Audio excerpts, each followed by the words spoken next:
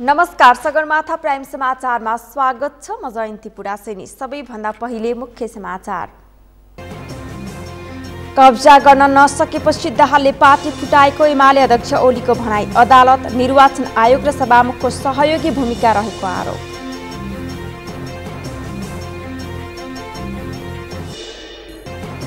यथार्थ तथ्याङ्क नै सुशासन र विकासको आधार भएको राष्ट्रिय योजना आयोगका उपाध्यक्ष पौडेलको भनाई। तथ्याङ्क सङ्कलन सरकारी प्राथमिकतामा रहेको दाबी।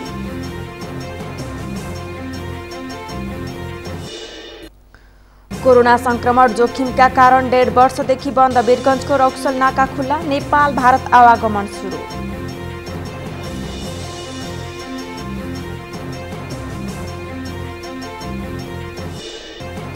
फ्रान्सका पूर्व राष्ट्रपति निकोलस सार्कोजीलाई 1 वर्षको जेल सजाय।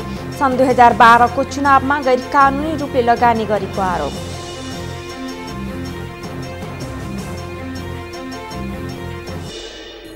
र साफ फुटबल प्रतियोगिता आजबाट मालदिभ्समा सुरु। 5 राष्ट्र मात्रै सहभागी।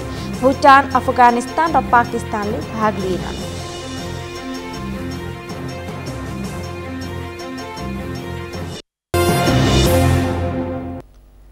सगरमाथा प्राइम समाचार अब विस्तारमा।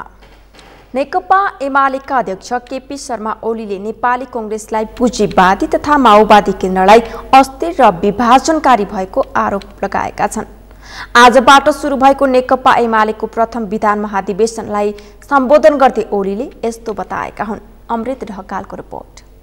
नेकपा एमालेको शुक्रबारबाट सुरु भएको विधान महाधिवेशनमा अध्यक्ष ओलीले नेपाली कांग्रेसलाई पुँजीवादी तथा माओवादी केन्द्रलाई अस्थिर र अवसरवादी भएको बताएका छन्। पार्टीको पहिलो विधान महाधिवेशनमा राजनीतिक प्रतिवेदन पेश गर्दै अध्यक्ष ओलीले यस्तो टिप्पणी गरेका हुन्। अध्यक्ष ओलीले नेपाल भारत बीच देखिएका सीमा लगायतका समस्या समाधान गर्न जिम्मेवारी कूटनीतिक पहल थाल्नुपर्ने बताए। उनले छिमेकी मुलुक भारत र चीनका जायज माग सम्बोधन गर्न आफूहरू प्रतिबद्ध रहेको बताए। भारतसँगको व्यापार घाटा, लिपुलेक, लिम्पिया, धुरा र कालापानी र सुस्ता क्षेत्रमा नेपाली भूभाग फिर्ता, सीमाको व्यवस्थापन, नेपालको आन्तरिक मामलामा हुने अनावश्यक चासो र हस्तक्षेप जस्ता विषयमा नेपालको चासो र सरोकार रहेको छ। हामी हाम्रा छिमेकीका जायज चासो र सरोकारप्रति सजग छौँ। एमाले विभाजन गर्न माधव नेपाललाई साथ नदिएर पार्टी एकताको पक्षमा उभिएका उपाध्यक्ष भीम रावल सहितका नेताहरूले स्वागतयोग्य काम गरेको बताएका अध्यक्ष ओलीले पार्टी कब्जा गर्ने प्रयास असफल भएपछि प्रचण्डले नेकपालाई विभाजन गरेको आरोप लगाए। विशाल सम्भावना सहित भएको पार्टी एकीकरण भङ्ग भएको छ। कम्युनिस्ट पार्टीका नाममा केही व्यक्तिहरूले आन्दोलनलाई नै बदनाम गर्ने काम गरेका छन्। नेकपा एमालेबाट केही व्यक्तिहरू बाहिरिएका छन्। उनीहरूले सङ्गठनात्मक अराजकता, पदलोलुपता र फुटलाई प्रश्रय दिइरहेका छन्। हाम्रो पार्टी प्रतिपक्ष भूमिकामा फेरिएको छ। पार्टीका विरुद्ध घेराबन्दी र आक्रमणका नयाँ श्रृङ्खलाहरू सुरु भएका छन्। संविधान, लोकतन्त्र, स्थिरता र एकता, समृद्धिको अभियान एवं राष्ट्रिय हितमाथि आक्रमण बढेको छ र मुलुकको भविष्य जोखिममा परेको छ। एमालेलाई विभाजन गराउने माधव नेपालहरूलाई वैधता दिन अदालत, निर्वाचन आयोग र सभामुखको भूमिका सहयोगी रहेको ओलीले आरोप लगाए। उनले यसको आफ्नो पार्टीले कानुन सम्मत ढङ्गले प्रतिवाद गर्ने बताए। प्रथम विधान महाधिवेशनमा एमाले अध्यक्ष ओलीले जनताको बहुदलीय जनवादको मार्गदर्शनमा अघि बढ्न सबै नेता कार्यकर्तालाई आह्वान गरेका छन्। जनताको बहुदलीय जनवादको मार्गदर्शनमा समाजवादका आधार निर्माण गर्ने अभिभारा छ। अभिभाराहरू पूरा गर्ने हाम्रो यात्रामा खडा भएका माथि उल्लेखित चुनौतीहरूको सामना गर्नु र तिनलाई पराजित गर्नु पर्नेछ। राजनीतिक प्रतिवेदन पेश गर्दै ओलीले माओवादी केन्द्र मूलतः प्रचण्ड अस्थिर, अवसरवादी एवं विभाजनकारी सोच भएको भन्दै त्यस्तो व्यवहारप्रति विमति राख्ने जनाएका छन्। ओलीले मधेस केन्द्रित दलहरूमाथि पनि टिप्पणी गरेका छन्। मधेस केन्द्रित दलहरूलाई ओलीले यथास्थितिवादी भनेका छन्। महाधिवेशनको पहिलो दिन शुक्रबार अध्यक्ष केपी शर्मा ओलीले राजनैतिक प्रतिवेदन, महासचिव ईश्वर पोखरेलले सङ्गठनात्मक प्रस्ताव र उपमहासचिव विष्णु पौडेलले विधान संशोधन प्रस्ताव पेश गरेका छन्। 3 दिनसम्म चल्ने महाधिवेशनमा शनिबार समूहगत रूपमा छलफल गरी आवश्यक सुझावसहित ती प्रतिवेदनहरू पारित हुनेछन्। आइतबार समूहगत छलफलबाट आएका सुझाव र प्रश्नहरूको स्पष्ट पारिने नेताहरूले जनाएका छन्। सगरमाथा टेलिभिजनका लागि क्यामेरामा केशव तिमिल सिन्हाका साथमा अमृत ढकाल, काठमाडौँ। नेकपा एमालेको विधान महाधिवेशनमा राजनैतिक प्रतिवेदन, सङ्गठनात्मक प्रस्ताव र विधान संशोधन प्रस्ताव पेश गरिएको छ। ललितपुरको गोदावरी स्थित सम्मेलन केन्द्रमा जारी महाधिवेशनमा अध्यक्ष केपी शर्मा ओलीले राजनैतिक प्रतिवेदन, महासचिव ईश्वर पोखरेलले सङ्गठनात्मक प्रस्ताव र उपमहासचिव एवं सङ्गठन विभाग प्रमुख विष्णु पौडेलले विधान संशोधन प्रस्ताव प्रस्तुत गर्नुभएको हो। 3वटै प्रस्तावमाथि समूह बनाएर छलफल हुने पार्टीका प्रवक्ता प्रदीप गेवालीले जानकारी दिनुभयो। पार्टीको नीति र विधिमा मात्रै केन्द्रित भएर एमाले पहिलो पटक विधान महाधिवेशन आयोजना गरेको हो। 3 दिनसम्म चल्ने महाधिवेशनको दोस्रो दिन शनिबार समूहगत छलफल हुने र तेस्रो दिन आइतबार प्रतिवेदनमाथि उठेका प्रश्नहरूको जवाफसहित महाधिवेशन समापन हुनेछ। एमालेको नेतृत्व चयनका लागि राष्ट्रिय महाधिवेशन भने आगामी मङ्सिर दोस्रो साता तोकिएको छ। नेपाललाई कृषि प्रधान देश भनिए पनि यहाँको उत्पादनले भरपेट खान पुग्दैन। नेपालको कृषि क्षेत्र निर्वाहमुखी पद्धतिमै अल्झिनु र व्यवसायीकरण हुन नसक्दा समस्या गहिरिएको हो। यसको निकासका लागि राष्ट्रपति विद्यादेवी भण्डारीले उद्यमशीलताको अवसर र व्यवस्थापकीय सिप उपलब्ध गराउनुपर्ने सुझाव दिएकी छिन्। एक रिपोर्ट। शुक्रबार काठमाडौँमा आयोजित जिल्ला समन्वय समिति महासंघको तेस्रो राष्ट्रिय सम्मेलनमा राष्ट्रपति भण्डारीले अर्थतन्त्रको मूल आधार कृषि क्षेत्र भएकाले कृषि क्षेत्रको विकासको लागि उद्यमशीलताको अवसर र व्यवस्थापकीय सिप उपलब्ध गराउनु पर्ने बताएकी हुन्। उनले विदेश जान बाध्य युवाको लागि सिपमूलक तालिमको व्यवस्था गरी रोजगारीको अवसर सुनिश्चित गरिनुपर्ने अहिलेको खाँचो रहेको बताइन्।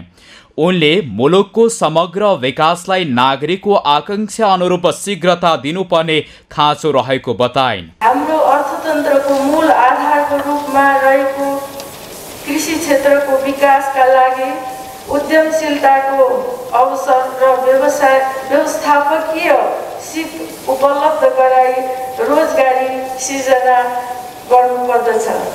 देशभित्र अवसर नपाई विदेशी बाध्य युवाका लागि सिपमूलक तालिमको व्यवस्था गरी गुणस्तरीय रोजगारीको अवसर सुनिश्चित गर्नुपर्ने अहिले खाँचो रहेको छ। एकातिर हामीले मुलुकको समग्र विकास प्रक्रियालाई नागरिकको आकांक्षा अनुरूप तीव्रता दिनुपर्ने खाँचो छ भने अर्कोतिर विकासमा नयाँ चुनौतीहरूको सामना पनि गर्नु परिरहेको छ। राष्ट्रपति भण्डारीले विद्यार्थीहरूलाई उपलब्ध गराउँदै आएको दिवा खाजाको लागि स्थानीय उत्पादनलाई समावेश गर्ने विषयमा जनप्रतिनिधिमूलक संस्था तथा शैक्षिक संस्थाको बीचमा आवश्यक सहकार्य र समन्वय हुनुपर्ने बताइन्। उनले बालबालिकाको स्वास्थ्य र बौद्धिक विकासको लागि पौष्टिक आहार र वातावरण निर्माण गर्न स्थानीय निकायले नेतृत्वदायी र गहन भूमिका खेलिनुपर्ने बताइन्। उनले कोभिड-19 महामारीको नियन्त्रण र व्यवस्थापनमा स्थानीय निकायले खेलेको भूमिकाको प्रशंसा समेत गरिन्। विद्यार्थीहरूलाई उपलब्ध गराइँदै आएको दिवा खाजाका लागि स्थानीय उत्पादनलाई समावेश गर्ने विषयमा जनप्रतिनिधिमूलक संस्था र शैक्षिक संस्थाको बीचमा आवश्यक सहकार्य र समन्वय हुनु आवश्यक देखिन्छ। बालबालिकाको स्वास्थ्य र बौद्धिक विकासका लागि पौष्टिक आहार र साथै वातावरण निर्माण गर्नमा नेतृत्वदायी पहल र भूमिकाको म अपेक्षा गर्दछु। कार्यक्रममा नगरपालिका महासङ्घका अध्यक्ष अशोक बेजुले संवैधानिक व्यवस्थालाई बलियो बनाउनको लागि जनप्रतिनिधिले आफ्नो भूमिका बढाउनु पर्ने बताए। उनले नेपालमा महिला, दलित, जनजाति, आदिवासीहरू समाजको सबैभन्दा ठुलो हिस्साको रूपमा रहेको तर अझै पनि यो हिंसा कमजोर रहेको बताए। उनले पिछडिएकाहरूलाई मूलधारमा ल्याउन स्थानीय सरकारलाई अझै सशक्त रूपमा जोडेर अघि बढ्न आवश्यक रहेको बताए। नेपालमा महिला, दलित, जनजाति, आदिवासी जो समाजको सबभन्दा ठुलो हिस्साको रूपमा रहेको छ, यो हिस्सा अझै पनि कमजोर छ, अझै पनि पछाडि परेको छ। अझै पनि यो हिस्सालाई हामीले राष्ट्रको मूलधारमा सशक्त बनाउनका लागि निर्वाह गर्नुपर्ने भूमिकाहरूमा स्थानीय सरकारलाई कसरी जोड्न सकिन्छ भन्ने विषयमा हामीले छुट्टै कार्यक्रम र योजनाहरू तर्जुमा गर्नुपर्ने अवस्था पनि छ। जनसङ्ख्याको सबभन्दा बढी हिस्सा भएको महिला, यदि राष्ट्र निर्माणको मूलधारमा हामीले यसलाई स्थापित गर्न सकेनौँ, जनसङ्ख्याको सबभन्दा ठुलो हिस्सा रहेको जनजाति, आदिवासी, दलितहरू र पिछडा वर्गहरू जो सीमान्तकृत वर्ग छ, यो राष्ट्रको मूलधारमा हामीले ल्याउने कुरालाई स्थापित गर्ने कुरामा स्थानीय सरकारको भूमिका सबल बनाउने कुरा सबभन्दा महत्त्वपूर्ण कुरा। अध्यक्ष विजुले राजनैतिक प्रतिनिधिहरूलाई कुन मिसनमा अघि लैजाने भन्ने कुरामा जिल्ला समन्वय समिति नै स्पष्ट नरहेको भन्दै यसलाई प्रष्ट गरिनुपर्ने बताए। विवादहरूलाई समाधान गर्न कानुनी व्यवस्थामा अघि बढिनुपर्ने उनको भनाइ छ। मुलुकको विकास र सुशासनका लागि यथार्थ तथ्याङ्क आवश्यक हुने विज्ञहरूले बताउँदै आएका छन्। यथार्थ तथ्याङ्कका आधारमा योजना तर्जुमा गरी परिणाममुखी काम गर्न सकिने उनीहरूको तर्क छ। यही सन्दर्भमा राष्ट्रिय योजना आयोगका उपाध्यक्ष डाक्टर विश्वनाथ पौडेलले सरकारले तथ्याङ्क सङ्कलनको कामलाई गम्भीरतापूर्वक अगाडि बढाइरहेको बताएका छन्। एक रिपोर्ट। राष्ट्रिय योजना आयोगका उपाध्यक्ष डाक्टर विश्वनाथ पौडेलले मुलुकलाई सुशासनको बाटोबाट अगाडि बढाउन पनि सरकारले तथ्याङ्क सङ्कलनको कामलाई प्राथमिकताका साथ अगाडि बढाएको बताएका हुन्।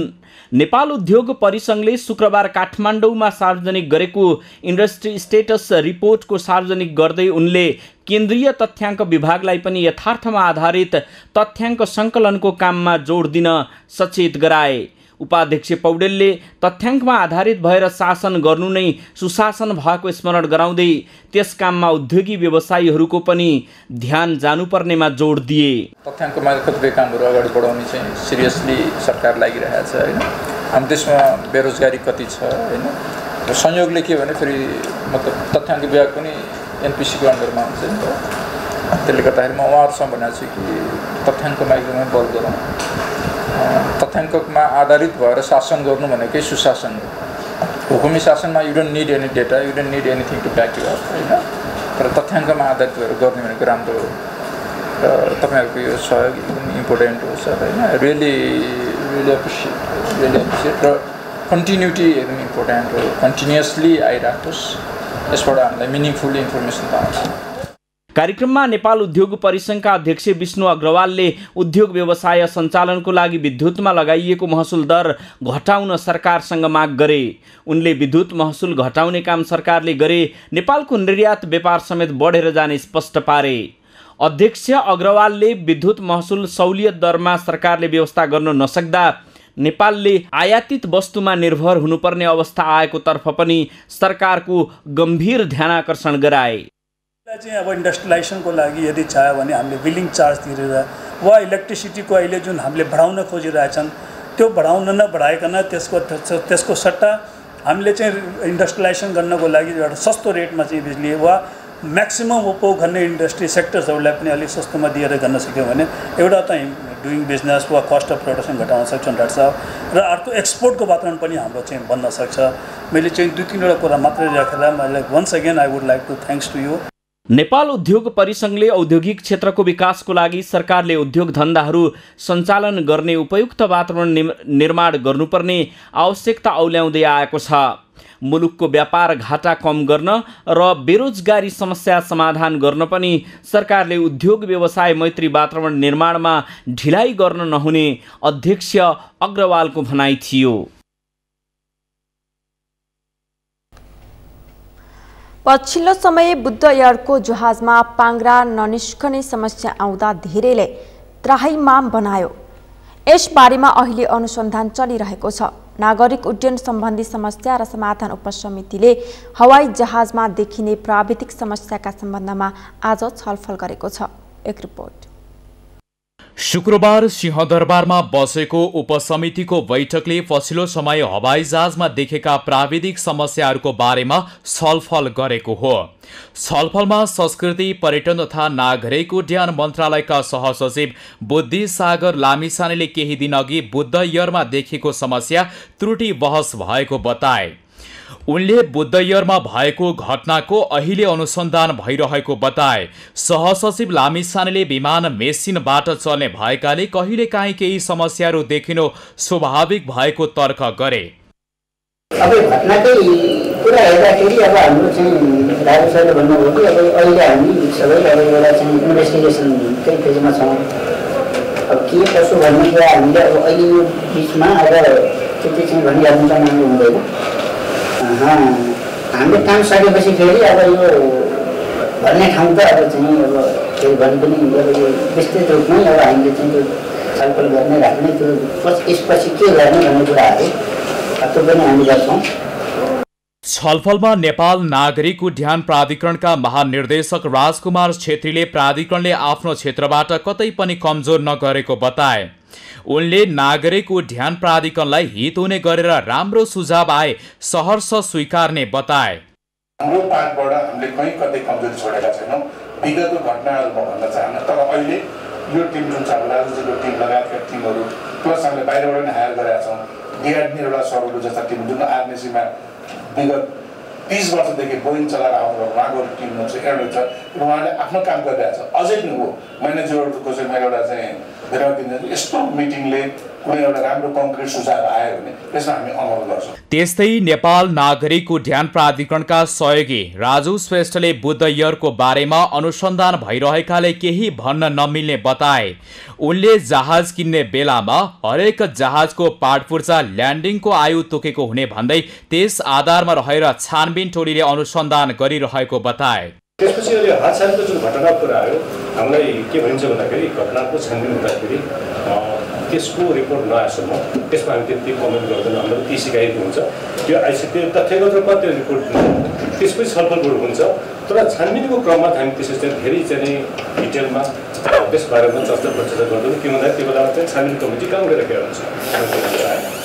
पहिला कुरा आयो जहाजको चाहिँ मल्ल सम्हालको कुरामा केही कुरा आयो, त्यसमा म के जोड्न चाहे हजुरसम्म भन्दाखेरि जहाजलाई निर्माण गर्ने क्रममा जहाजको सबै पार्ट पूर्जाको उमेर तोकेको हुन्छ, लाइफ तोकेको हुन्छ। यति एयरलाइन्स प्रणालीका अपरेसन म्यानेजर गोविन्द पौडेलले हरेक विमान उड्नुभन्दा अघि इन्जिनियरहरूले चेक जाँच गरेपछि मात्र उड्ने भएकाले हालै भएको बुद्धयरको घटना अपवादमा भएको बताए। कहिलेकाहीँ यस किसिमका घटनाहरू सबै परीक्षण गरिसकेपछि पनि हुने उनले बताए।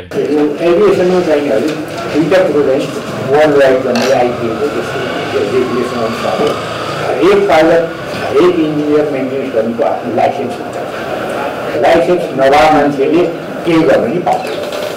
त्यो इन्जिनियर होस्, टेक्निसियन होस्, जोसुकै होस्, त्यो कुन चाहिँ टाइपको हो त्यो पनि हुन्छ। कुन हो भने त्यसले त्यसैको लाइसेन्स हुन्छ र त्यो लाइसेन्स चाहिँ सिनियरबाट इस्यु हुन्छ। त्यो हरेक बेलामा रिन्यू हुन्छ। श्री एयरलाइन्सका प्रणालीका अध्यक्ष सुधीर मित्तलले गाडीको जस्तै जहाजको पनि टेक्निकल समस्या आउने भएकाले हालै भएको बुद्धयरमा त्यही समस्या दोहोरिएको बताए। उनले सधैँ आइरहनु ठुलो समस्या भएको तर कहिलेकाहीँ देख्नुलाई ठुलो समस्या भन्न नसकिने बताए। उनले 15 वर्षको इतिहासमा पहिलो पटक पाङ्ग्रा ननिस्किने समस्या आएको भन्दै यस समस्यालाई लिएर दण्ड दिन नमिल्ने बताए। कहीँ लामो यात्रामा जाँदाखेरि गाडीको जब चेक गरिन्छ, ब्रेक आइल चेक गरिन्छ, यो गरिन्छ, त्यो हुँदा हुँदै हुन्छ गाडीको ब्रेक फेल हुँदैन जाने बेला बेलामा असाधारण हो, साधारण होइन, तर गाडीको ब्रेक फेल त हुन्छ नि। त्यो जहाजको पनि जम्मै चेक गर्दा गर्दा हुन्छ टेक्निकल सधैँ आइरहनु चाहिँ समस्या हो। तर कहिलेकाहीँ हाम्रो मैले जानेको यो 15 वर्ष 15 वर्षको इतिहासमा पहिलोपल्ट भयो भने पाङ्ग्रा ननिस्किएको, त्यो पनि त निस्किएर साधारण अवतरण भयो नि। त्यसपछि त्यो वास्तवमा यस्तो प्रब्लम यो मेन्टेनेन्स हिजो पनि भयो भने त वर्षमा एउटा दुईवटा हुन्थ्यो नि, बेली ल्यान्डिङ भयो होला पाङ्ग्रा निस्किएन, उसले जब सिल्यान्ड गर्नु पऱ्यो भने चाहिँ हाम्रो मैले त सुनेको छैन। म त 5-6 वर्षदेखि मात्रै बुवा सकिनु जाला तर त्योभन्दा अगाडि पनि मैले त्यो सुनेको थिइनँ। त्यही भएर एक त हामीले नन प्युनिटिभ होइन, यो भयो नभयो दण्ड, कसलाई दण्ड दिने हामी खोजौँ एउटा दण्ड दिनु पर्यो भने त्यो चाहिँ हामी नगर्नु मान्ने चाहिँ मेरो साथ छ। अध्यक्ष मेतेले अन्तर्राष्ट्रिय स्तरमा हेर्दा पनि विगत 5 वर्ष यता नयाँ जहाज दुर्घटना र समस्या आइरहेको बताए। A3 20 नियोमा इतिहासमै सबैभन्दा धेरै उड्दै जहाजको इन्जिन बन्द हुने समस्या आएको बताउँदै अध्यक्ष मेतेले नियमन निकायले तोकेको भन्दा धेरै उडान भरेमा समस्या आइरहने बताए।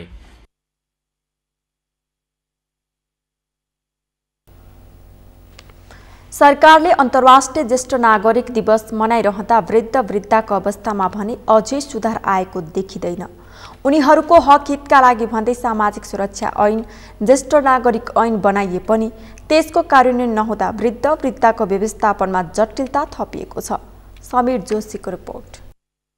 विश्व ज्येष्ठ नागरिक दिवसको अवसरमा नेपालमा पनि विभिन्न कार्यक्रम गरी मनाइएको छ। सन् 1991 देखि हरेक वर्ष अक्टोबर 1 मा अन्तर्राष्ट्रिय ज्येष्ठ नागरिक दिवस मनाइदै आएको छ। सरकारले अन्तर्राष्ट्रिय ज्येष्ठ नागरिक दिवस मनाइरहँदा वृद्धको अवस्थामा भने सुधार आएको देखिँदैन। ज्येष्ठ नागरिक दिवस मनाइरहँदा ज्येष्ठ नागरिक भने यो दिवसका बारेमा बेखबर छन्। आफन्तको साथ सहयोग र प्रेमपूर्वक रहनुपर्ने बेला यिनीहरू निराशमय जीवन बाँच्न बाध्य छन्। अझ दशैं तिहार जस्ता चाडबाडका समयमा यिनीहरू झनै पीडामा हुन्छन्। मलाई सरकारले केही हेरे, मेरो नागरिकता छैन, केही छैन, मलाई सरकारले के हेरेको छैन। तपाईले केही प्रोसेस चाल्नु भएको? मेरो कोसिस गर्ने मान्छे नै छैन भने नि भयो, कोही छैन मेरो गर्ने मान्छे। सरकारले त्यति गराइदिएदेखि हुन्थ्यो, मैले चाहिँ नागरिक छैन, त्यति गराइदिएदेखि सरकारले हुन्थ्यो नि बिन्ती भयो। मानिसले जीवनभर दुःख सुख गरेर आफ्ना सन्तान हुर्काउँछन्, तर बुढेसकाल लागेपछि तिनै छोराछोरीले आमा बाबुलाई पराई बनाइदिन्छन्। अंश बन्द गरेर सम्पत्ति हस्तान्तरण गरेपछि ज्येष्ठ नागरिकको विचल्ली हुने गरेको छ। अब काम गर्न सकिएन, अलिक काम नगरेपछि अलिक हेला हुन्छ, बुढो भएपछि काम हुँदैन, गर्न सक्दैन, अलिक टुङ्गामा खान पाइँदैन, टुङ्गामा हिँड्न पाइँदैन, त्यही भएर अलिक केही गर्दैन। अनि त्यस्तै अब तराईको ठाउँमा गाई भैँसीको सेवा गर्नुपर्छ, त्यो सकिएन, अलिक त्यस कारणले यहाँ आएको। आइनी अब बाँच्नु नपाएर बुढी भएर नसकेर हो। अनि छोराछोरी छन् कि छैनन् बाबु, अब 13 वर्षमा बुढा बित्या कहाँ छोरा। अनि तपाईँहरूलाई चाहिँ राज्यले केही हेरेको अवस्था छ कि छैन? नेपाल सरकारले वृद्ध भत्ता दिँदैछ, अब बाका कुरो गर्छ, त्यही वृद्ध भत्ता अर्थ हेरेको छैन। संविधानको मौलिक हकको धारा 41 मा ज्येष्ठ नागरिकलाई राज्यबाट विशेष संरक्षण तथा सामाजिक सुरक्षा हक हुने प्रष्ट व्यवस्था छ। ज्येष्ठ नागरिक सम्बन्धी ऐन 2063 मा ज्येष्ठ नागरिकलाई सम्मान गर्नुपर्ने, ज्येष्ठ नागरिकलाई परिवारको पालन पोषण गरिनुपर्ने लगायत प्रावधान रहेको छ, तर यसको कार्यान्वयन भने हुन सकेको छैन। सगरमाथा टेलिभिजनका लागि क्यामेरामा केशव तिमेल सेनाका साथमा समीर जोशी, काठमाडौँ। हिमानी कोषले विभिन्न कारणले रोजगार गुमाएका 374 घर परिवारलाई राहत वितरण गरेको छ। पूर्व युवरागी हिमानी शाहको जन्मदिनको अवसर पारेर कोषले राहत वितरण गरेको छ। कार्यक्रममा बोल्दै पूर्व युवरागी शाहले नेपाली भएको नाताले सबैले एकपटक देश विकासका लागि सोच्ने बेला आएको बताउनुभयो। उहाँले आय आर्जनको लागि अब दिगो घरेलु उद्योग सञ्चालन स्थापना गरी युवा र महिलाहरूको गरिबी निवारण गर्नुपर्ने बताउनुभयो। उहाँले नेपालबाट विदेश पलायन भइरहेको प्रतिभालाई रोक्नुपर्ने बताउनुभयो। एक भएर सोचौं र मनन गरौं कि हामी हाम्रो राष्ट्रलाई कसरी उत्थान गर्न सक्दछौं। आय आर्जनको लागि दिगो घरेलु उद्योगको सञ्जाल स्थापना गरी सो मार्फत युवा र महिला वर्गको गरिबी निवारणमा टेवा सेवा प्रदान गर्ने पनि कोषको विविध लक्ष्यहरूमध्येको एक लक्ष्य रहेको छ। यसको लागि नवीन र परिवर्तनात्मक तौर तरिकाको खोज अन्वेषण आवश्यक छ। कृषि तथा औद्योगिक क्षेत्रका विद्यमान विगतका सर्वोत्कृष्ट प्रणालीलाई पुनर्जागरीकरण गर्ने कार्य चुनौतीपूर्ण छ, जसले हाम्रो धैर्यताको परीक्षण गर्नेछ। पूर्व युवरागी शाहले विगतबाट सिक्दै वर्तमानमा जीवन्त रहेर साझा भविष्यको परिकल्पनाको साथ नवसुधार गर्दै राष्ट्रलाई समृद्ध बनाउनु पर्ने बताउनुभयो। उहाँले मुलुकको सेवा गरी मात्र मुलुकले हाम्रो लालन पालन गर्ने भन्दै विकसित राष्ट्र निर्माणको लागि प्रयत्नरत गरिरहनु पर्ने बताउनुभयो। सगरमाथा समाचारमा एकैछिन विश्रामपछि कोरोना संक्रमण जोखिमका कारण 1.5 वर्षदेखि बन्द वीरगञ्जको रक्सौल नाका खुल्ला, नेपाल भारत आवागमन सुरु।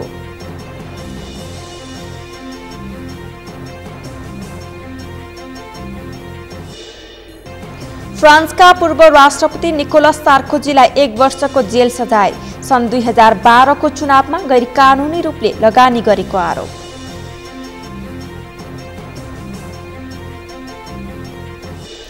र साफ फुटबल प्रतियोगिता आजबाट मालदिभ्समा सुरु, 5 राष्ट्र मात्रै सहभागी, भुटान, अफगानिस्तान र पाकिस्तानले भाग लिएनन्।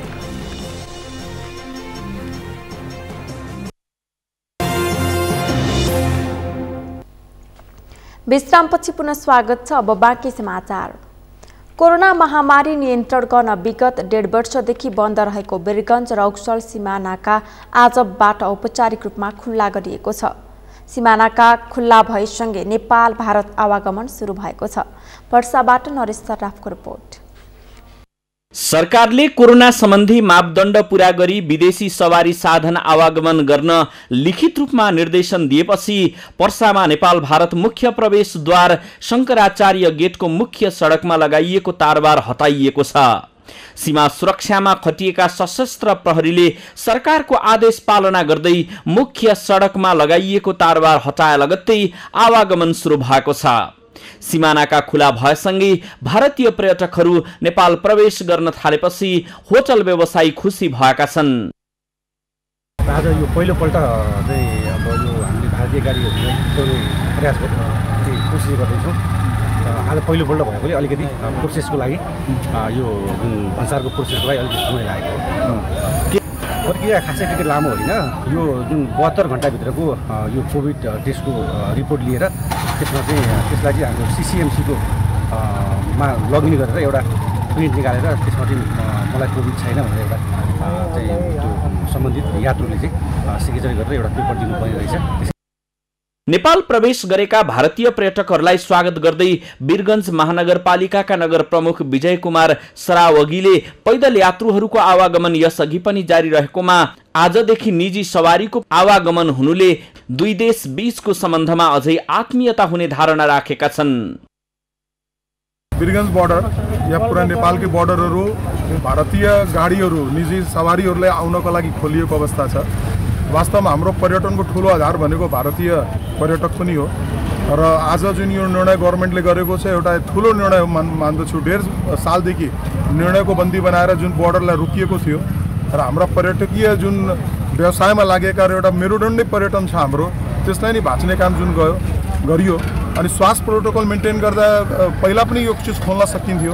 तर किन हो हाम्रो चाहिँ जहिले पनि देशमा चाहिँ वर्किङ गर्दाखेरि डराउने एउटा प्रवृत्ति छ, कसैले जिम्मेवारी लिन चाहँदैन अनि यो कारणले गर्दा कुनै मान्छेहरूको आवाजाही कहिले पनि बन्द भएको छैन।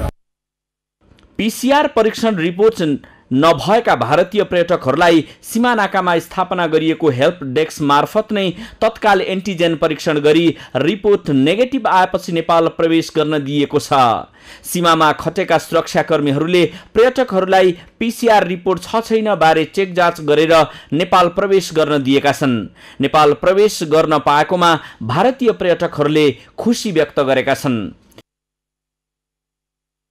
बॉर्डर खुल गया तो गाइड लेकर एंट्री होगा, एंट्री होने के बाद तो एंट्री होने से पहले किसी प्रकार का कोरम पूरा किया गया हुआ है, टेस्ट हुआ है। क्या चेक हुआ है? यहाँ रिपोर्ट रखे हुए 10 मिनट लगा, उसके बाद जाने का कोरोना एंटीजन चेक हुआ है ना, उसके बाद प्रमाण पत्र देने के बाद में आपको एंट्री का परमिशन मिलेगा। उसके बाद भंसार होगा, भंसार होने के बाद जाने का इजाज़त मिलेगा तो आगे जाएंगे। वीरगंज में कहाँ एंट्री?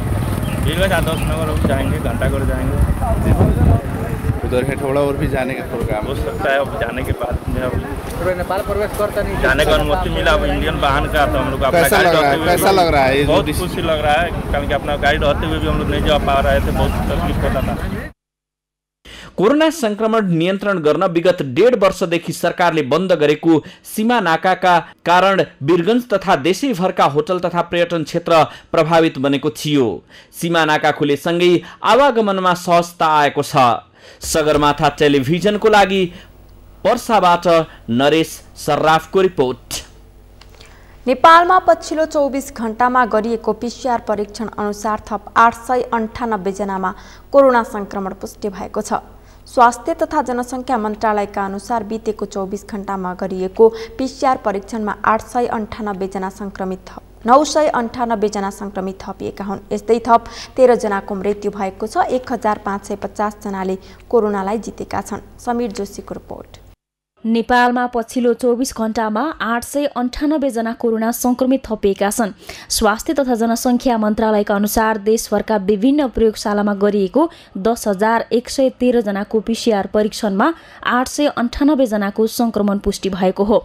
त्यसैगरी 3,255 जनाको एन्टिजेन विधिबाट गरिएको परीक्षणमा 168 जनामा कोरोना पुष्टि भएको छ। पछिल्लो 24 घण्टामा थप 13 जना कोरोना संक्रमितको मृत्यु भएको छ भने 938 जना निको भएका छन्। मन्त्रालयका अनुसार हाल देशभर सक्रिय संक्रमितको संख्या 18,115 जना रहेका छन्, जसमध्ये 16,881 जना होम आइसोलेसनमा रहेका छन् भने 1,234 जना संस्थागत आइसोलेसनमा रहेका छन्।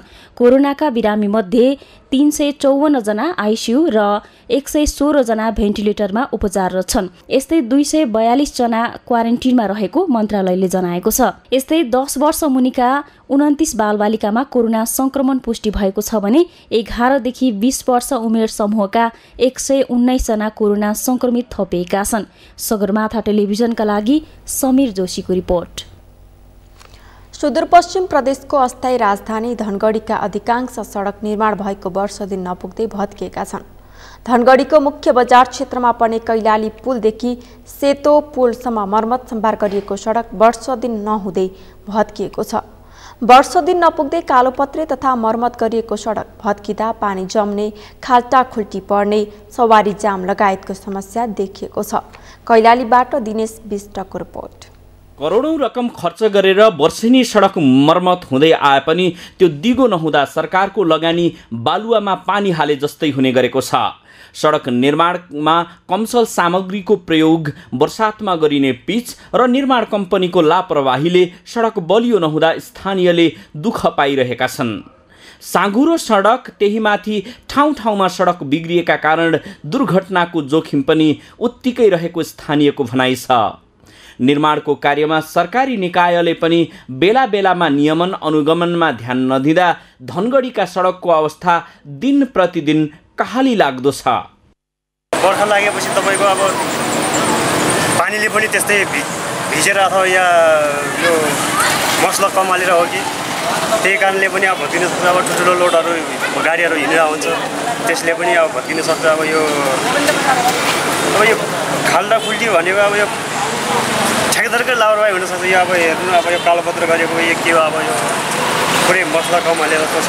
बनाउने मान्छेले नै एकदम गुणस्तर नबनाएपछि यस्तै हुनसक्छ। तर अब है लापरवाही ठेकेदारको भन्नुभन्दा भने अब सबैको यो त्यो ठेकेदारले काम गर्ने हो। त्यो गुणस्तर भयो नभएको त यो स्थानीय तहका कर्म यी छन्। यी सबैले ओभरसियर इन्जिनियरहरूले पनि सबै चिज हेरेर काम गर्नुपर्ने हो भने एउटा ठेकेदारलाई दिइसकेपछि ठेकेदारले मात्रको जिम्मेवारी होइन, त्यो त स्थानीय प्रतिनिधिहरूको पनि जिम्मेवारी हो। तिनीहरूले पनि गर्नुपर्ने हो। त्यसलाई रेखदेख गर्ने गर्ने त तिनीहरूले पनि हो। त्योबाट पनि कमी कमजोर भए त अब ठेकेदार त अब उसले त पैसा लिने, उसको अब आफूले जति कममा बनाइसक्यो त्यही नै उसले लिने हो। धनगढी उपमहानगरपालिका र सडक बोर्ड नेपालको सहकार्यमा धनगढीको मुख्य सडकको मर्मत सम्भार गरिएको थियो। मल्ल निर्माण सेवासँग 2076 फागुन 21 गतेदेखि 2077 कार्तिक मसान्तसम्म सम्झौता भई मर्मत सम्भार कार्य गरिएको सडक अहिले पूर्ण रूपमा जीर्ण भएको छ। धनगढीमा अहिले शहीद गेट क्याम्पस रोड मर्मत भइरहेको कारण मुख्य सडकमा सवारीको चाप पनि बढेको छ भने त्यसैमाथि ठाउँ ठाउँमा ठुल्ठुला खाल्डा खुल्डी परेका कारण आवत जावतमा समस्या रहेको छ। हामीले धेरै दुःख पाइरहेका छौँ। अब हामी त यो 24 घण्टा यही बाटो हिँड्ने, यही बाटो आवत जावत गरिरहेछौँ। यो बाटोले अब सडक एकदम सानो पनि सानो छ, त्यसमै एकदम बिजी रोड छ यो। किनभने सीमा चौरादेखि एउटा रोड भएर उतातिरको बाटो पनि बिग्रिरहेछ। सबै सवार साधनहरू यही बाटो हिँडिरहेको हुन्छन्। त्यसमा यो खाल्डाखुल्डी भएको र त्यसपछि पानी परेको बेला एकदम समस्या। यो खाल्डै देखिँदैन, बढी एक्सिडेन्ट हुने सम्भावना यसमै छ। अब किनभने यसमा कसैले अब हावातालमा तरिकाले गाडीमा रोडमा गाडी चलाइरहेको हुन्छन्। त्यस्तो अवस्थामा चाहिँ हामीलाई एकदम समस्या छ। यो बाटो एकदम समस्या छ। समस्या त यहाँ धेरै छ सर। तपाईँको काम त हरेक वर्ष हुन्छ यहाँ। टालटुल गर्ने, खाल्डाखुल्डी पुर्ने काम हरेक साल हुन्छ। तर यो खै हरेक साल भत्किरहेको पनि हुन्छ। तपाईँको गुणस्तरहीन काम हुन्छ यहाँ। तपाईँको नगरपालिकाले त्यो ध्यान नदिएको जस्तो लाग्छ यसमा चाहिँ। अनि यसमा चाहिँ अब मान्छेले आउटजात गर्न के कस्तो समस्या भइरहेको हुन्छ व्यवसायलाई? व्यवसायले धेरै समस्या छ नि सर। तपाईँको पसल अगाडि नै खाल्डो परिरहेको हुन्छ होइन। तपाईँको खाल्डो परिसकेपछि मान्छेहरू पसलतिरै आउने जाने भइरहेको हुन्छ। अनि बाटो त्यो राम्रोसँग मान्छेहरू हिँडडुल गर्दैन, गर्न पाउँदैन, समस्या हुन्छ। समस्या धनगढी उपमहानगरपालिकाले निर्माण कम्पनीकै लापरवाहीका कारण सडक चाँडै भत्किएको स्वीकार गरेको छ। निर्माण कम्पनीको धरौटी रकम पनि उपमहानगरको खातामै रहेकोले मर्मत अवधि नसकिँदै बिग्रिएकोले पुनः मर्मत गर्ने गरी निर्माण कम्पनीलाई पत्राचार गरिसकिएको धनगढी उपमहानगरले जनाएको छ। पढ्ने कारण के हो? गुणस्तर नभएर हो कि अथवा अब त्यो हामी चाहिँ यो ठेकेदारको कमजोरीले हो भन्ने हामीले चाहिँ त्यसलाई निर्गोल गरेका छौँ। यद्यपि त्यो पुरानो सडक हो, मर्मत गरियो। मर्मत गरेर धेरैजसो पानीको फ्लडिङले गर्दा पनि केही ठाउँमा बिग्रियो होला, केही ठाउँहरूमा खानेपानीको पाइप फुटेर पनि बिग्रेको छ। तर धेरै ठाउँमा चाहिँ त्यो ठेकेदारको कमजोरीले गर्दा बिग्रेको चाहिँ हामीले निर्गोल गरेका छौँ र त्यसैले ठेकेदारलाई हामीले तुरन्त त्यसलाई पुनः मर्मत गर्ने गरी पत्रचार गरे अवस्था छ। धनगढीमा टुटफुट सडक मर्मतको नाममा वर्षेनी करोडौँ रकम खर्च भइरहे पनि स्तरीय सडक नबन्दा नागरिकले हरेक वर्ष शास्ति खेप्नु परेको छ। सगरमाथा टेलिभिजनको लागि कैलालीबाट दिनेश विष्टको रिपोर्ट। पश्चिम नवलपरासीमा निर्माणाधीन सनौवल अमर रोड तोनवा सडकमा गुणस्तरहीन सामग्री प्रयोग गरिएको खुलेको छ। डेबिएसटी पिच सडकमा 20 mm डाउनको ल्याब परीक्षण पास भएको गिट्टी प्रयोग गर्नुपर्ने भए पनि ओभरसाइज गिट्टी प्रयोग गरिएको खुलेको छ, जसका कारण सडक सतहमा राम्रोसँग गिट्टी नटासिँदा निर्माणकै चरणमा पिच उप्कन थालेको छ। डेबिएसटी सडक निर्माण कार्यमा पहिलो कोटको रूपमा प्रयोग गरिएको गिट्टी स्पेसिफिकेसन अनुसार प्रयोग नगरी चेप्टो तथा ओभरसाइज गिट्टी प्रयोग हुँदा त्यसमाथि गर्नुपर्ने दोस्रो कोट प्रयोग गर्दा सतह समथल नभएको हो। मापदण्ड अनुसारको निर्माण सामग्री प्रयोग हुँदासम्म सरकारवाला निकायले अनुगमन नगरेको स्थानीयको गुनासो छ। सुरुमा यो यहाँ यति राम्रो यो सुरुमा ग्रेभलिङ थियो, ग्रेभलिङलाई पनि जोतजात गरेर अब माथिबाट बेसहरू त्यो के भन्छ मिस्कटहरू खसाल्नु पर्ने त्यो खसालेन, त्यो जोतजात गरेर त्यही मिस्कटलाई अनि त्यसैमाथि बेसहरू खसालेर आफ्नो काम उसले सुरु गर्यो। जबकि उसले सुरुमा पनि यसको नजोतेर त्यही मिस्कटमाथि मिस्कट खसाल्नु पर्ने थियो, बसेकै मिस्कटहरू थियो। र त्यसपछि यो जब पिच गरिसक्यो, पिच गर्दा पनि अब माथिको जब सुरुमा बेस खसालिसकेपछि अलकत्रा हाल्यो, अलकत्रा हालिसकेपछि माथिको लेयर जब हाल्यो, माथिको लेयर हाल्दाखेरि तपाईँ हेर्नुहोस् यो पुरै यो साइडमा पुरै यो जम्मा भएको छ। मोटरसाइकलले हिँड्नलाई पनि एकदमै यहाँ मोटरसाइकल एकदमै सर्किने डर छ। र यहाँ कतिचोटि यही ठाउँमा तपाईँको एक्सिडेन्ट अस्ति भयो, 2-3वटा मोटरसाइकलहरू भयो। अरू त पनि कति ठाउँमा लगभग 8-10वटा मोटरसाइकलहरू यहाँ खसिसकेका छन्। हामी त इन्जिनियर होइन तैपनि हामी हेर्दाखेरि यहाँ बहुत डर लाग्दो छ। बाइक धेरै जसो यहाँ हामी गुडाउने भनेको बाइकहरू हो गुड्ने। यहाँ छेउमा जाँदा लोटे, कतिजनाको हात खुट्टा भाँच्यो होइन। यसको जिम्मेवार कसले लिने? प्रदेश सरकारले लिन्छ कि अब हाम्रो ठेकदार साहबले लिनुहुन्छ? छिटोभन्दा छिटो हाम्रो यो सडकलाई के हो कसरी हो तपाईँले छिटोभन्दा छिटो सुधार गरेर यहाँको जनताहरूलाई यस्तो धोका नदिनु।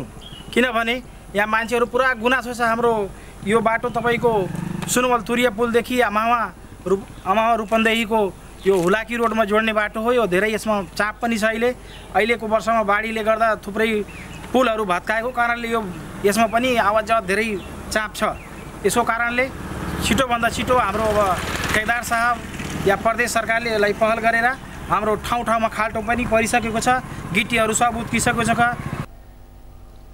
सबै गिट्टी साइज भन्दा ठुलो प्रयोग गरिएको छ। सम्बन्धित ठेकेदार र सडक पूर्वाधार विकास कार्यालयका डिईको मिलेमत्तमा गुणस्तरहीन काम भएको स्थानीयको आरोप छ। सर्लाहीको चुरे क्षेत्रका स्थानीयले बिरामी बोक्न अझै झोलुङ्गोको भर पर्ने बाध्यता रहेको छ। भौगोलिक विकट सर्लाहीको चुरे क्षेत्रका बस्तीमा बिरामी बोक्न अझै पनि झोलुङ्गोको प्रयोग भइरहेको पाइएको हो। सर्लाहीबाट शङ्कर पहाडीको रिपोर्ट। दिगो सडक सञ्जालमा अझै जोडिन नसकेको र कमजोर भौगोलिक बनावटका कारण सर्लाहीमा पटक पटक बनाएको कच्ची सडक समेत हरेक वर्षामा बग्ने गरेको छ। वर्षा लागेसँगै खोलाको बाटो समेत बन्द भएपछि स्थानीयहरूलाई अझै झोलुङ्गोमा बिरामी बोकेर अस्पताल पुर्याउनु पर्ने बाध्यता छ। बिरामी हुँदा एम्बुलेन्स जाँदैन, दैनिक उपभोग्य सामग्री ल्याउन समस्या हुन्छ। किसानहरूले उत्पादन गरेका कृषिजन्य सामग्रीहरूलाई बजार लैजान समेत समस्या परिरहेको छ। मान्छे बिरामी के हुँदाखेरि बाटोमा बोक्नुपर्छ, बोक्दै कुनै मृत्यु हुन्छ, बिच बाटोमा अलपत्र हुन्छ, पाखा चढ्दा भिरै भिर हुन्छ। एकदम समस्या बाटोको लागि। अरू दैनिक उपभोग्य सामग्रीहरू ओसार पसारमा दैनिक उपभोग्य सामानहरू ओसार पसारमा बर्खामुई हो। अब फलफुलहरू त्यतिकै कुहिन्छ, ल्याउँदा त्यतिकै खोलाले पनि खोसिन्छ। समस्या छ। अनि लिएर आउँदै गर्दाखेरि बाढी आउने ओर्ने ज्यान जोखिममा हुने कति छ? एकदम ज्यान जोखिममा। अब भित्रतिर एकछिन टाँसेर बस्यो, अब पहिरोको डर पनि छ, खोला झरोमा बाढी टन्न आइरहेको हुन्छ। एकदम समस्या। जिल्लाको लालबन्दी, ईश्वरपुर, हरिवन र बागमती नगरपालिकाको चुरे भेगका बस्तीमा यस्तो समस्या जारी छ। व्यवस्थित स्वास्थ्य संस्था नहुँदा यस क्षेत्रका नागरिकहरूले शास्ति बेहोर्न बाध्य भएका छन्। बाटो छैन, बिरामीलाई झोलुङ्गोमा बोकेर ल्याउनु पर्ने साथै बाढी आएर बगाउने अवस्था रहेको लालबन्दी नगरपालिका 14 का वडा अध्यक्ष सुवाई सिंह ब्लोनले बताउँछन्। समस्या छ। बाटो नभएपछि बिरामीलाई झोलुङ्गेमा बोकेर ल्याउनु पर्ने अवस्था छ। अब सामान ढुवानी गर्दाखेरि अब धेरै गाह्रो छ। बाढी आएपछि अब त्यो सामानलाई माथि आफ्नो ठाउँसम्म पुर्याउनलाई समस्या छ। अब त्यसलाई कतिखेर अब जाँदै अब खोला बाढी आयो त्यसलाई बगाउने अवस्था, त्यस्तो एकदम चिन्ताले अवस्था, धेरै जोखिम छ। प्रदेश 2 कै कर्णाली भनेर चिनिने नारायण खोलालाई स्थानीयहरूले स्थायी बाटोको पहल गरिरहेका स्वास्थ्य क्षेत्रको विकासमा लागि परेको लालबन्दी नगरपालिकाले जनाएको छ। स्थायी बाटोको प्रक्रिया पनि अगाडि बढाइरहेका छौँ। त्यहाँ जानलाई हामीलाई करिब 22 किलोमिटर बाटो बनाउनुपर्छ पुरै लास्टसम्म पुग्नको लागि। हामीले यो वर्ष 14 किलोमिटर जति बाटो बनाइसकेका छौँ, 2 ठाउँमा गरेर। 14 किलोमिटर बाटोमा चाहिँ हामी मोटर बाटो जान सक्ने भइसकेको छौँ। बिचमा पुलको पनि यसपालि टेन्डर हामीले गरिसकेका छौँ। तर त्यहाँ अर्को समस्या के हो भनेदेखि बर्खा लागेर बर्खाले बगाइसकेपछि फेरि हिउँद लाग्ने बेलामा त्यहाँ हामीले बाटो बनाएर अस्थायी बाटो प्रत्येक साल हामीले बनाइदिएको छौँ। अब अस्थायी बाटो बनाउने हाम्रो अब प्रत्येक वर्ष यो असोजमा हामीले बनाउने गरेको छौँ। हामी यो असोजमा अब अस्थायी बाटो बनाउँछौँ। त्यसले चाहिँ आगे साल जेठसम्म निरन्तर यातायातको अवरुद्धलाई भएको अवरुद्धलाई पुरा पार गर्दछ र यहाँबाट हाम्रो चाहिँ लालबन्दी नगरपालिकाको 14 नम्बर वार्ड हुँदै मरिन गाउँपालिकासम्म जान्छ। त्यो स्थायी बाटो हामी बनाउने चरणमा छौँ। हुन पनि गाउँमा कोही बिरामी परे सबै मिलेर झोलुङ्गोमा पालैपालो बोकेर पूर्व पश्चिम लोकमार्ग छेउमा भएका स्वास्थ्य संस्थामा पुर्याउनु पर्ने बाध्यता छ। तराईको जिल्ला भएर पनि स्थानीयले यस्तो पीडा भोगिरहेका छन्। यसतर्फ जिम्मेवार निकायको ध्यान पुग्न आवश्यक देखिन्छ। सगरमाथा टेलिभिजनको लागि सर्लाहीबाट शङ्कर पहाडीको रिपोर्ट। सगरमाथा समाचारमा एकैछिन विश्रामपछि फ्रान्सका पूर्व राष्ट्रपति निकोलस सार्कोजीलाई 1 वर्षको जेल सजाय। सन् 2012 को चुनावमा गैर कानुनी रूपले लगानी गरेको आरोप।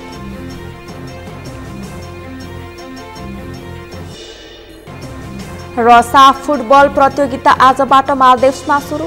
5 राष्ट्र मात्रै सहभागी, भुटान, अफगानिस्तान र पाकिस्तानले भाग लिएनन्।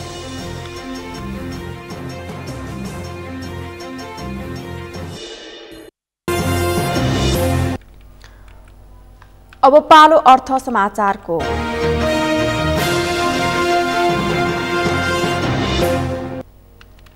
हरेक वर्ष झैं यस वर्ष पनि चाडबाड लक्षित सहुलियत मूल्य पसल सञ्चालनमा छ।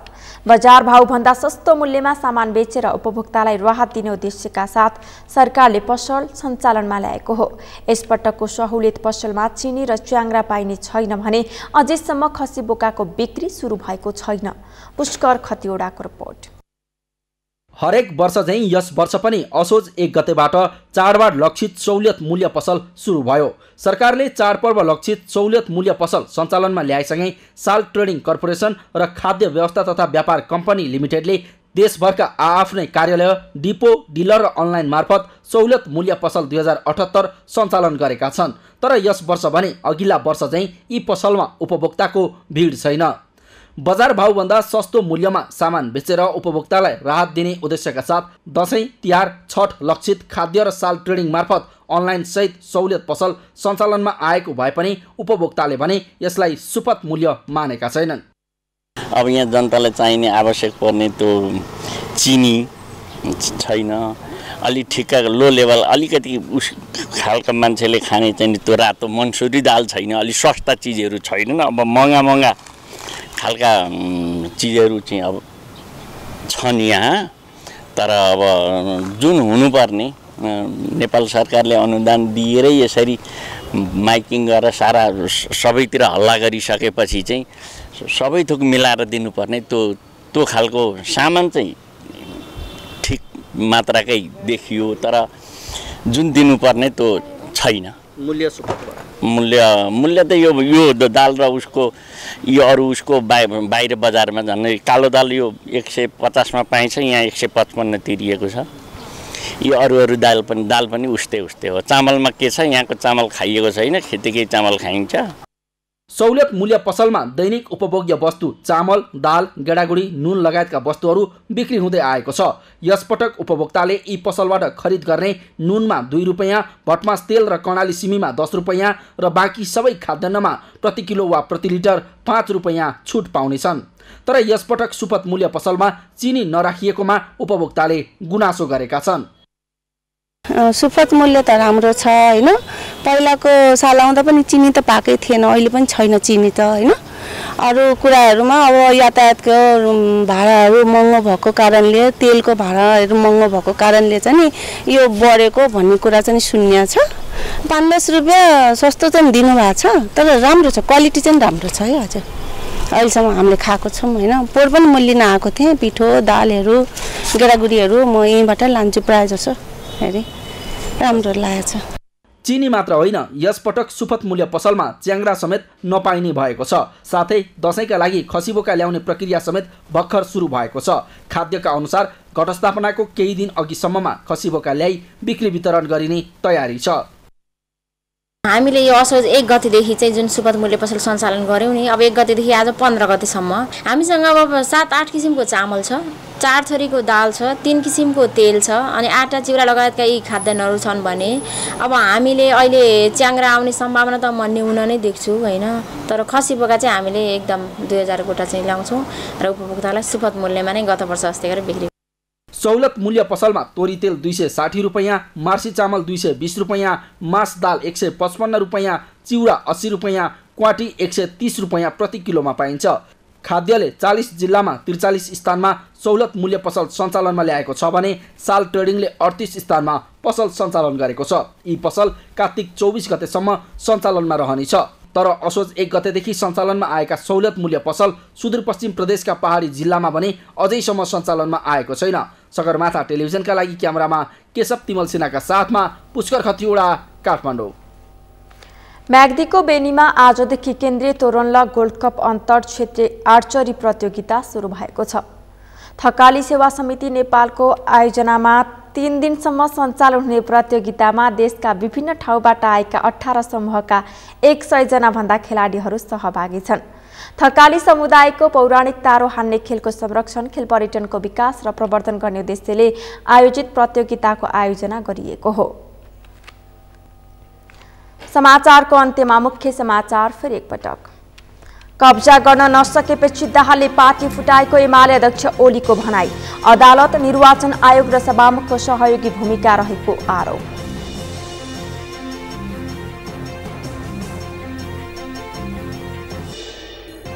यथार्थ तथ्याङ्क नै सुशासन र विकासको आधार भएको राष्ट्रिय योजना आयोगका उपाध्यक्ष पौडेलको भनाई। तथ्याङ्क सङ्कलन सरकारी प्राथमिकतामा रहेको दावी।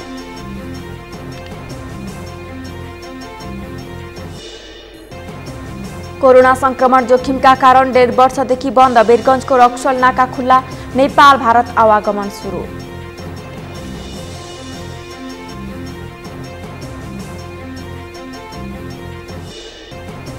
फ्रान्सका पूर्व राष्ट्रपति निकोलस सार्कोजीलाई 1 वर्षको जेल सजाय। सन् 2012 को चुनावमा गैर कानुनी रूपले लगानी गरेको आरोप।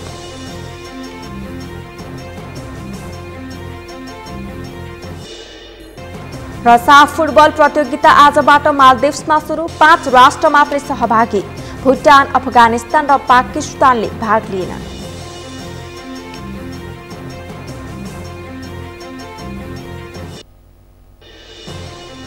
हौस् त सगरमाथा समाचार अहिलेलाई सकियो। तपाईँ समाचार बुलेटिनका साथै सगरमाथा टेलिभिजनका सम्पूर्ण कार्यक्रम www.sagarmatha.tv मा पनि पढ्न र हेर्न सक्नुहुनेछ। साथै युट्युबमा youtube.com/sagarmatha.tv नेपालमा हेर्न सक्नुहुनेछ। तपाईँ हामीलाई फेसबुकमा पनि facebook.com/stv नेपालमा फलो गर्न सक्नुहुनेछ। समाचारको शिखर, नेपालको गौरव, नेपालको पहिलो न्युज च्यानल सगरमाथा टेलिभिजन हेर्दै गर्नुहोला। नमस्कार।